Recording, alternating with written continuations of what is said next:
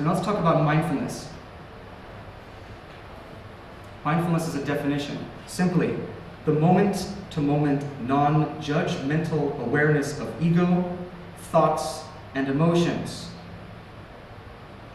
Simply means observing how we think.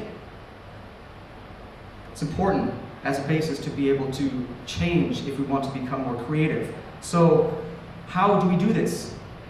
Of course, we have waking states awareness.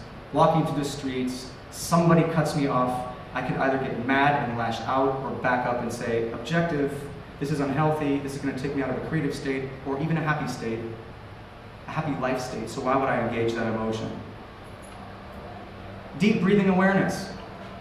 This is otherwise known as, and I'm not sure if you're ready for this, because it's getting pretty big. Okay, it might be shocking. There have been some older CEOs who look at this and say, this is crazy. People roll their eyes, they don't take me seriously anymore. Meditation. Oh no! Right? This is crazy. How can you possibly talk to me about meditation? This is religious. Oh, it stems from Buddhism.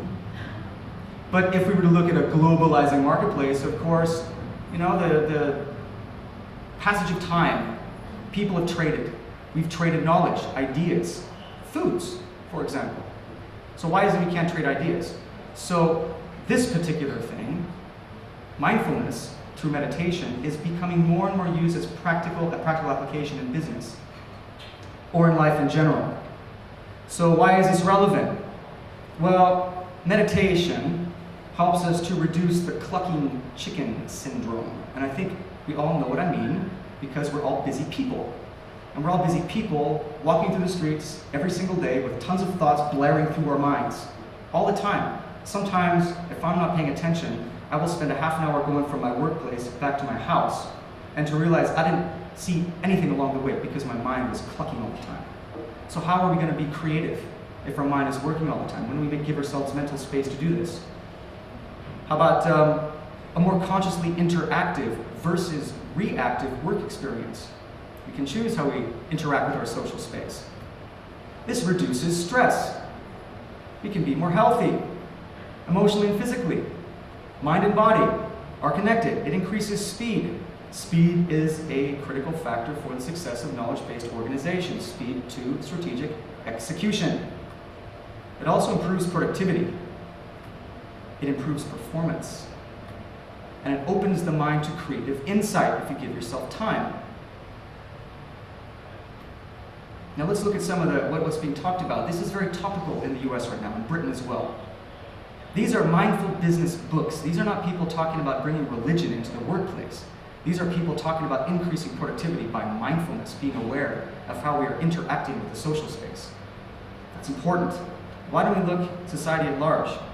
Well, I mean, business practice in general. So if we look at Google, a guy by the name of John Kabat-Zinn at Google, which is actually known to be pretty creative, right? Innovative, cutting edge.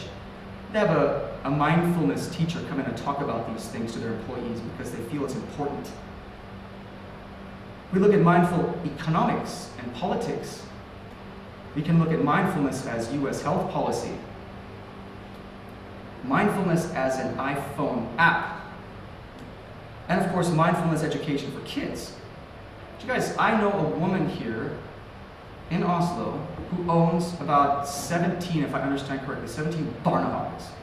And she is integrating mindfulness as a way to help kids be much more emotionally intelligent. She's introducing this into her barnehages to teach kids at a young age. This is happening. It's real.